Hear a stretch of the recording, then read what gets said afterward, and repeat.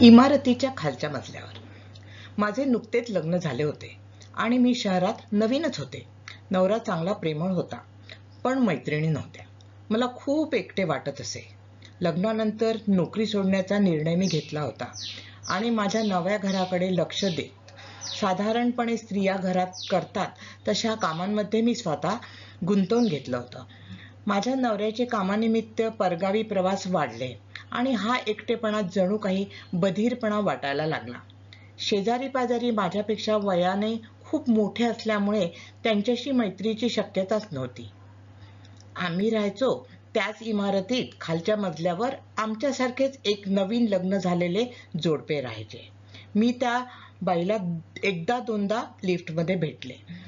आम्ही एकमेकींकडे पाहून स्मित हास्य करायचो आणि हवा पाण्याच्या गप्पा मारायचो. गाडी त्या पलीकडे काही पुढे गेली नाही. थोड्या दिवसांनी माझ्या लक्षात आले की हे दोघे खूप दिवसात कुठेच दिसले नाहीत. लवकरच योगायोगाने आम्हाला तिचा नवरा भेटला. त्याच्याकडून कळले की तिला दिवस गेले आहेत आणि तिला संपूर्ण विश्रांती घ्यायला सांगितलेली आहे. सध्या ती तिच्या आईकडे आहे आणि लवकरच घरी परत येणार आहे. माझ्या आईने सल्ला दिला, तू पुढाकार घे आणि तिच्याशी मैत्री कर. यावेळी मी तिचे ऐकले आणि एक दिवस फुलांचा गुच्छ घेऊन खालच्या मजल्यावर त्यांच्या घराची बेल दाबली. एका भेटीतच जन्मजन्मीचे ऋणानुबंध बनतात, हे किती गमतीशीर आहे नाही.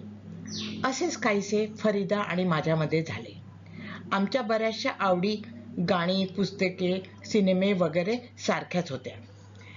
मी तिच्या एका जुन्या मैत्रिणीला देखील ओळखत होते आणि एकदा गप्पा सुरू झाल्या की संपत नसत. आमचे नवरे अजूनही त्याबद्दल तक्रार करतात. काही महिन्यात तिचे पहिले बाळ जन्माला आले. लवकरच माझेही बाळंतपण झाले आणि आमची मैत्री अजूनच वाढीस लागली. आम्ही मोबाईलवर मेसेज पाठवून गरोदरपणातल्या अडचणीपासून ते पालकत्वापर्यंत कोणत्याही विषयांवर सल्ला मागायचो. आमच्या मुलांनी त्यांची खेळणी, कपडे, पुस्तके, 3 चाकी सायकल सारे काही वाटून घेतलेले आहे. ती मुलं सुद्धा आमच्या इतकीच एकत्र आहेत. आम्ही भेटलो नाही असा एकही दिवस जात नाही. कधी कधी आम्हीच एकमेकींशी गप्पा मारायसाठी भेटतो, तर कधी कधी मुलांना खेळायला मिळावे म्हणून. आता आमच्या मैत्रीला खूप वर्षे झाली. आम्ही एकमेकींच्या खांद्यावर डोकं ठेवून रडलो आहोत, तर कधी गरोदरपणातल्या गमतीजमती आठवून खळखळून हसलो आहोत. एकमेकींना अनंत प्रकारे मदत केली आहे. अत्यंत भरवशाची ती अगदी 24 तास माझ्यासाठी तयार असते.